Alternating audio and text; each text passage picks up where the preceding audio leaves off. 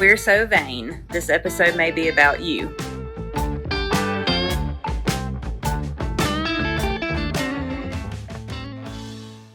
Welcome back to We're So Vain, Episode 8. Today, Dr. Schul will discuss a novel treatment for veins called VenaSeal. Thanks, Leanne, and welcome back. As we've been marching through different treatments for long straight veins, we've discussed endovenous laser and radio frequency, two treatments that have been around for decades that are really the standard of care. However, not everybody is a great candidate for those thermal techniques, whether it's needle phobia, whether it's just pain intolerance, or whether they're just wanting the least invasive treatment that can still deliver the results. Well, the good news is we've got 5-year data now comparing thermal to this treatment called VenaSeal, showing the same closure rates and the same quality of life improvement. And I want to take a minute to talk about VenaSeal because, in all honesty, I didn't think VenaSeal was even needed as a treatment. There was nothing long and straight that we couldn't fix with thermal modalities. The reality is, however, not every patient can handle that anesthesia. Not every patient can lay down for 30 minutes based upon back pain or something of that nature that just doesn't permit them to do this. Now, I had a few patients that had leg ulcers that I wasn't really comfortable giving them the extra, sometimes as much as 500 cc's of fluid to treat the great saphenous vein. Having a patient with a leg ulcer with congestive heart failure, they can't lay down with legs slightly elevated for 30 minutes. It shouldn't take that long, but generally speaking, I didn't want to put a patient in a tougher position.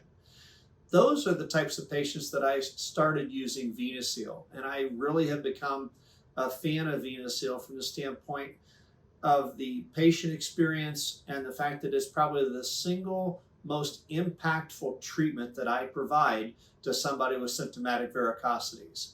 This treatment uses the same access catheter that we do with radio frequency.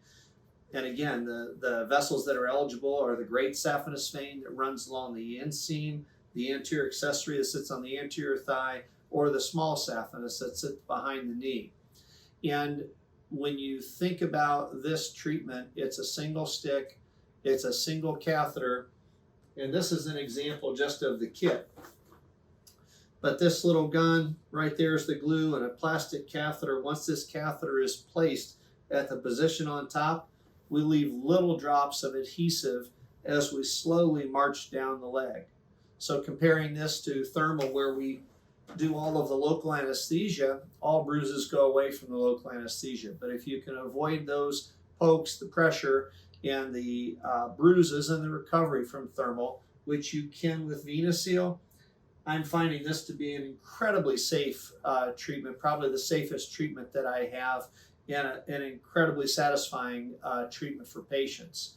So when it's all said and done, long straight veins, in my practice, we're going to use laser radio frequency or VenaSeal as our go-to treatments. And I believe that we've got all of the tools necessary for patients to make a choice on what they feel is best based upon their personal values and what they're seeking for in a treatment. So VenaSeal, if you've got a long straight vein and you're wanting a lesser invasive option that shows the same quality of life outcome at 5 years as our traditional methods, then I think we've got it today. And if you've been looking for something that may be a little bit less invasive that can help you with your leg aching, pain, or swelling, it may just be that VenaSeal is your option.